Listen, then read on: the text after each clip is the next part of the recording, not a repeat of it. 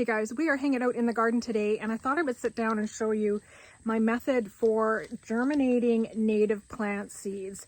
One of the trickier things to get going is actually native plants, often by seed. Not so bad once you get them in a container and can get them watered in, that kind of thing. They're usually pretty good. However, starting them from seed can be a lot trickier than, say, a tomato plant.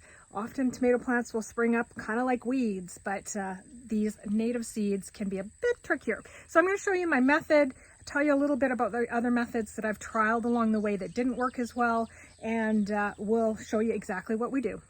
So this year I was on a mission to grow a lot of milkweed, and the very first batch that I did was a miserable fail. I think I had 2 germinate out of probably about 50 in one batch, and then the swamp milkweed was a bit better. It was probably about 50 out of 100 might have germinated. Like it was honestly pretty sad.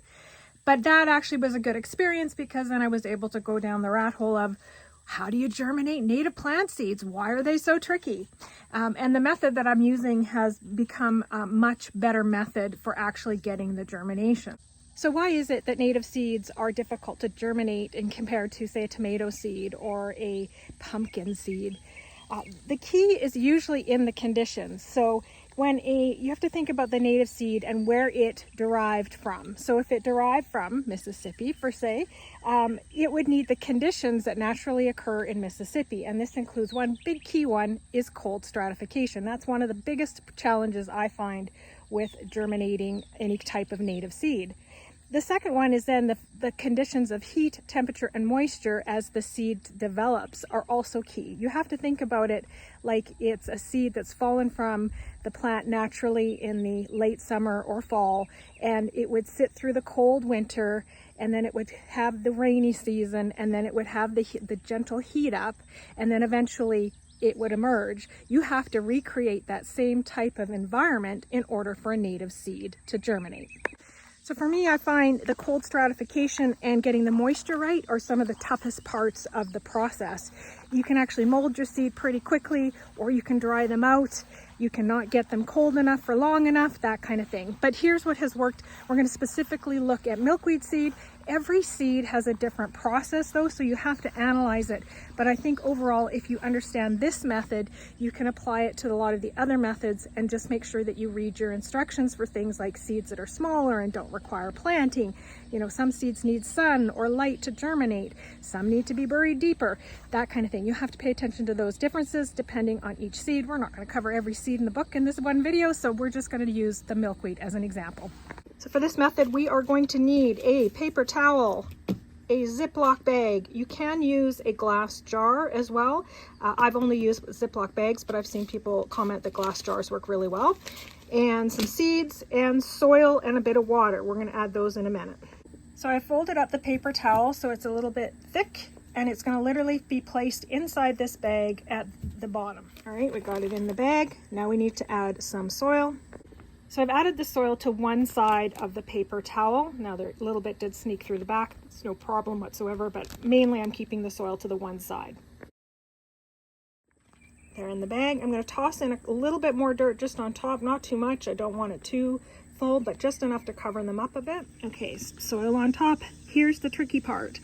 You want to put in enough moisture in there so that you keep them moist, but you don't want them drowning and you don't want them overly soggy, which is why I put the paper towel in, because the paper towel will hold the moisture in, but it doesn't let them get super soggy. Now, I'm not going to make the soil super soggy, so if you've got a bottom of the bag and you can see the water in there, you've got too much water in there. We just want it moist, and we're going to use the paper towel to help keep the moisture even. And stick it in the fridge somewhere while you remember it. Ideally somewhere where you see it once in a while, or it can easily get forgotten.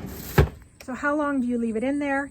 It will depend on many things. The type of plant you're planting, your own zone, that kind of stuff.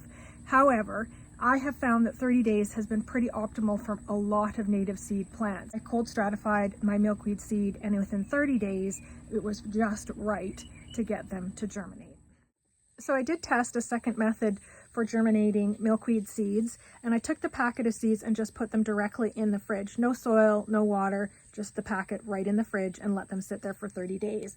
And although it did germinate some seeds, the germination rate was really poor for all 3 varieties. I did have a stronger performance on the swamp milkweed versus green milkweed and showy milkweed, but overall it still was very, very poor. I was left with, I mean, on the strongest performance, 50% of the swamp milkweed out of 100 likely germinated, and that's an estimate. That's not an exact. I didn't count each one, but that's about what it looked like in the tray. Half the tray was germinated and the other half was not. So I have since then been able to grow a nice amount of milkweed with that process, and I'm really happy overall with the outcome. So it's definitely working much better.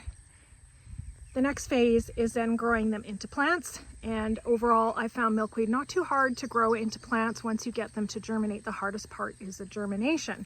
They do get aphids pretty easily. I've got a couple of plants that are really struggling with some aphids. For the most part it doesn't hurt it, but I do have one that it did seem to take out. At least I think it is. So you can definitely grow some plants with that method. Now, whether or not it works for everything, I can't promise that, but it's definitely, once you sit down and think about the theory of, think about how it naturally occurs in nature and follow the same type of pattern, that'll really help you germinate your seeds in the long run, because that's what you've got to do for those seeds. You've got to recreate the natural process. All right, you guys, I hope that's helpful. Get planting some milkweed and some native plants. Those are awesome for our pollinators. And the usual, be friendly, be kind.